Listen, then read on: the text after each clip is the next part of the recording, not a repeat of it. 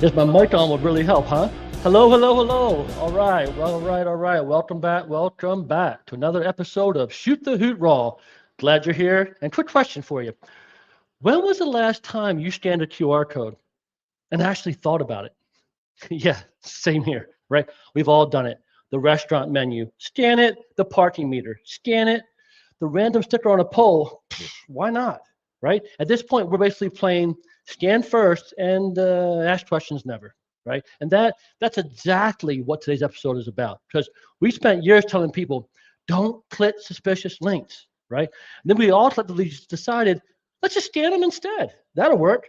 It's the same risk, but way less thinking, right? So today we're breaking it down, how QR code scams actually work, why your brain completely skips the warning signs, how to not become the easiest target in the room, right? Because that little square, not as harmless as it looks, all right? Let's hop into our flight plan.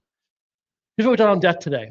And fair warning, you may never look at QR code the same way again. So first up, our scan, click, compromise, our 5-minute rant, right? We're breaking down how something that feels quick, easy, and completely harmless is actually one of the fastest growing ways attackers are getting in, right? No sketchy links, no obvious red flags, just a simple scan, and you're exactly where they want you, all right? Next, our CyberRoot Nerd update, smarter, faster, more accurate. Some solid improvements this week, cleaner data, smoother performance, and fewer, wait, why is it doing that moments? And one more special thing I'm super excited to tell you about.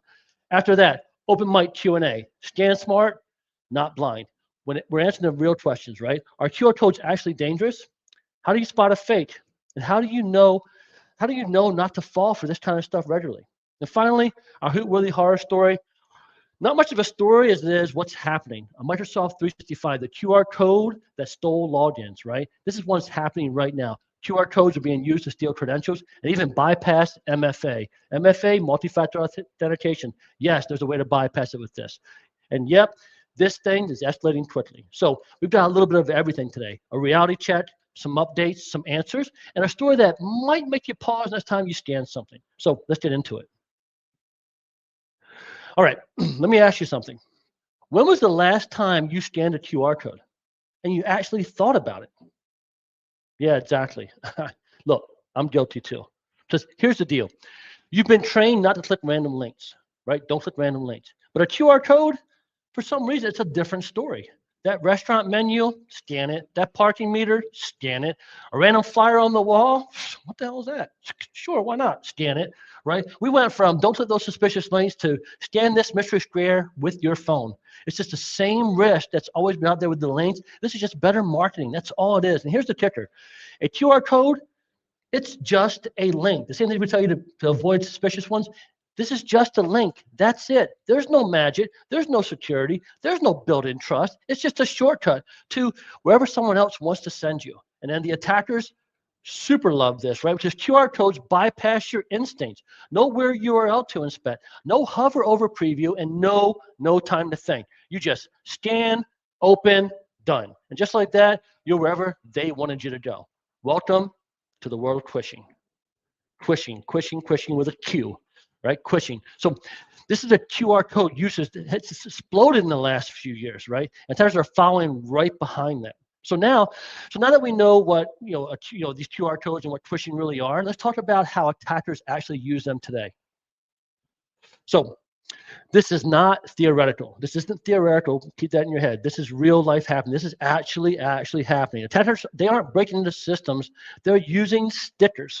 Stickers, right?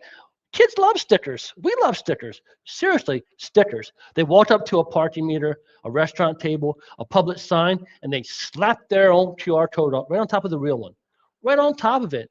Who would know the difference? How many times you gone into a restaurant and saw the little thing in the middle, and what do? You scan for the menu. First thing you do. What happens is that it's not the right QR code from the restaurant. What happens then? But then what do? You come right along. You scan it, and boom, you're not paying the restaurant or the city. You're paying the attacker, right? Or worse, you logged into something that looks legit, but really isn't. So here's the scary part. Nothing looks off. It's the same sign, the same location, the same behavior. The only difference, a pretty tiny little square. And nobody's inspecting these QR codes before they scan them, because who does that and how? Exactly. So if this is happening out in the real world, why don't we catch it? What are we missing? Here's a real problem. It's not the QR code. It's your brain. Yeah, your brain is the problem, right? So because when you scan, you don't think, you react. QR codes, they kind of skip our normal defenses. There's no, that URL looks weird. There's no, let me hover over that link and see. There's no pause. It's just scan it, open, and done. And your brain goes, oh, cool, that actually worked, right? I'm still kind of fascinated by myself. You just point out a picture and there's a URL, right? Boom. Meanwhile, you just trusted something. You never actually verified it. And attackers, they love it, right? Because they don't need to trick you. They just need you to move fast. Let's be honest. You always do. We pride ourselves on being efficient and getting things done quickly, right? So if QR codes can bypass your instincts this way, how do you actually stay safe with them, right? How do you use them safely? So there is good news. This is actually easy to fix, right? Easy to fix. You don't need new software. You don't need a security team. You don't need a PhD in cybersecurity. You just need one little thing, and it's something I always preach. Am I know what it is? Am I know what it is? Pause. Pause. Just pause. All you have to do is pause and think for a second. You want to respond when you see the QR code, not react to the QR code. Before you scan, you got to ask yourself, where did this come from? Is this legit? Look for some simple things like, is it a sticker over a code? Is there a weird placement with this? Just anything that feels a little bit off. Anything that makes your spidey sense just kind of tingle. Something's not quite right. That gut feeling? That's a real thing. The vagus nerve in your body goes up to your brain. That gut thing, it's a real thing via the vagus nerve. So when that gut feeling feels a little bit off, stop, pause, and look around. And guess what? And after you scan, you're not fully committed yet. Don't just tap the link immediately. Check where it's going. Look at the domain name. Look at the URL. Where's this actually going to take me, right? Investigate and explore. Because, again, it's just a link. That pretty picture with the code with all the little stuff in there, it's nothing more than a link, right? So just pause. And that one quick check on that link can save you a world of problems. So these are simple habits, but a big, big difference. Because here's the thing. The goal isn't to be perfect. It's to not be the easiest target in the room, all right? So before you scan anything else today, let's take a quick look at what's new inside of ShootTheHoot this week. All right, our quick nerd update as we transition over to our nerd update. This week, it's all about making things cleaner, smarter, and less annoying. Let's start with data, right? Because nothing says great day like importing your users and their names show up half correct. Well, guess what? That's fixed. The first name, last name issue that was a little bit of a challenge here and there in some cases when you had doctor and junior on the end, that kind of stuff, we've solved that. This is, now your first name and last name, when it goes in there, there's no more guessing who John Smy is or Dr. John Smy is, right? So now we got that solved. Just don't put the right names in there in the right spots. Boom, we made that easier. Next, attack fish. Our traditional fish testing power up, it's just got smarter. It's now only using active templates, which means there's no more, why didn't that fish test go out, right? So we had a little issue there with that. That's been solved. So we also tightened up our reporting. So it now validates and processes more domains correctly. So the translation there, you get a little better visibility, right? And less confusion. And on the security side, we fixed an issue with our admin 2FA, where it looked like it was actually off, but it was actually still on. So, which is one of those things that makes you go, cool. What? It's on? I turned it off, right? That's cleaned up, that's solved. And yes, finally, SSO and passkeys integration is finally here in Autopilot for our admins. So, took a little bit longer to get to production than I wanted it to, but whew, it's here. It's going to be deployed tonight everywhere. We've been using it in staging the last 5 days. It's awesome. You can now sign on with Microsoft and Google or simply register a passkey with us at ShootTheHoot. You can get right in without having to worry about going to an email link anymore. Pretty cool. This is a big one. There's no passwords, just stronger authentication, and we're moving in the right direction. We're listening. You guys are asking for things, and we are delivering.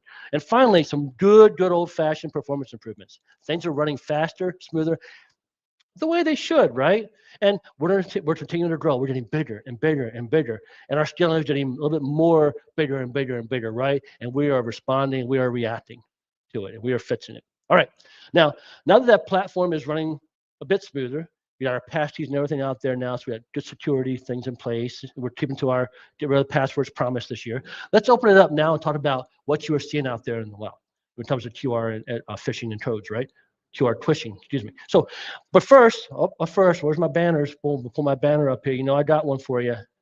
Of course. Be the first to email quishing10 to shootthehoot@cyber.com and get 10% off your next invoice. What do? You type it in, you click send, and you get that 10. And if you're not watching live, no worries. Email us anyway. I may just give you the 10% off. Like I said, I'm a nice guy like that. The only catch is that you're limited to one discount per month. All right. So I'm looking for it. So one a month. All right. So let's open this up. Now, as always, if there's no questions, I got questions always handy. You know I do. So, this is where things can actually get real. These are the questions that, we've heard people ask, and they should be asking before they actually scan. So let's hop into the first one here. Are QR codes themselves dangerous? Okay, I allowed myself a little lob ball here for a home run. No, QR codes that by themselves, they aren't dangerous. QR codes, they're just QR codes. They're the pictures. And at the end of the day, they're just links. The problem is that QR code could link you over to Google or link you over to Goggle, a fake site, right? So the problem is just where they take you, not the actual little square itself. It's not that pretty little square that's so inviting and so easy to scan and cool to scan. It's the destination of where that link is going. So be careful. If you scan, make sure you're scanning a good one. And from there, make sure you're going to a good URL. All right? Next question here. How can I tell if a QR code is fake? Short answer is you usually can't. At least not at a glance. It takes a little bit more work. So that's what makes this a little bit tricky. But you can look for clues. So people will put stickers over other stickers, other codes, over the real code. So look for any peeling or anything, right? Look for the weird placement. If it's a little bit, if it's the code on there is kind of a bit of a skew, or it's maybe in a different spot than what you would expect, spidey sense should be tingling. And just anything that just feels a little bit off about this, right? And then it feels a little bit off. And most importantly, don't rush, because attackers, they're counting on speed and you just trying to be efficient and fast. All right. Last question here. What's the safest way to use QR codes? This is the 1-1-1 simple rule. You know what it is? Pause. Pause before you tap. Ask a few questions of yourself. Why is there a sticker here? Or why is there a QR code here? Is it a fake one or not? Is it peeling? Is it in a bad spot? Think of all those things, right? Then when you scan it, that's what you do. Again, you pause again. Don't immediately open the link. Check where it's going. Does it look right? Does it match what you expected for where you are? If not, back out of it. Just don't go there, because that 1 second of thinking, that one pause, beats a whole lot of regret, right? So QR codes are not going anywhere, all right? So the goal isn't to actually avoid them. It's to use them a little smarter than everybody else, right? So now, if this isn't actually happening, if you think this isn't actually happening in the real world, let me show you like one of the techniques that's going on today, exactly what it looks like when it does, right? So this is sort of like our worthy horror story, but more of an example of what's happening in the wild. So let's hop over to, all right, the Microsoft 365, the QR code that stole logins, and it still is for that matter, right? So, all right, let's make this real. This one is actually happening right now. Attackers are using QR codes to steal login credentials from Microsoft 365 users. And it's not small. These quishing attacks have spiked dramatically, right? This year's been rampant with them. We're talking a massive surge recently because they're incredibly effective at bypassing traditional security. Here's how it works. You get an email in, everything looks normal. Maybe something like, your session has expired, or HR needs you to view that document, or security update required, boom. But instead of sending you a link that's suspicious looking that you can see and stuff, instead they send you a QR code, right? Which feels, let's admit, feels safer. It's cleaner. It's more official. So what do? Yeah, here we go. We scan, boom. We scan it, right? And guess what? Your phone opens a login page. It's exactly what you expect. It has the same branding, the same layout, it has the same everything. So what do? You log in. And just like that, you didn't log into your account. You handed your credentials over directly to the attacker, right? And here's where it gets even worse, right? These attacks aren't just stealing passwords. I mean, that was bad enough, right? Not just stealing passwords. there's attackers using these techniques now to capture your active sessions, which means they can get in. Even if you have your MFA turned on, bypass right by it. They're stealing your sessions. So there's no malware, there's no downloads, there's no obvious red flags here. It's just scan, log in, done, right? And here's why this works so well. QR codes move the attack off of your laptop and onto your phone, right? Where, guess what? You're faster, you're less cautious, and way more likely to trust what you see. So all those things you built for email, gone, and attackers know it. So you didn't click the phishing link, you scanned it, right? Same thing. So whether it's a parking meter or a login page, a restaurant scan menu, it doesn't matter. That QR code isn't just a shortcut, it's a decision point, right? It's a decision point. So let's wrap this up. There's one thing to take away from today, it's this. A QR code is not a shortcut. It is a decision, because we've trained ourselves, don't click links, don't trust emails. But then someone shows us a pretty little square and we're like, yeah, this seems fine. Same risk, different shape. So here's the move going forward. Pause before you scan. Check before you tap. And don't trust something just as it looks clean and convenient. Because most attacks today don't feel like attacks. They feel normal. They feel routine. They feel helpful. And that's exactly why they work.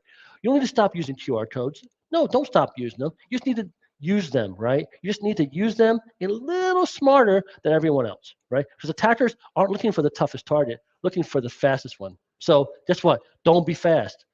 Be intentional. So if you got value out of this, share it with your team, your coworkers, or that one person who scans every code like there's some kind of game. So I appreciate you being here. Love doing these episodes with you. But until next time, you know what I want you to do? Just to laugh, learn, and hoot up.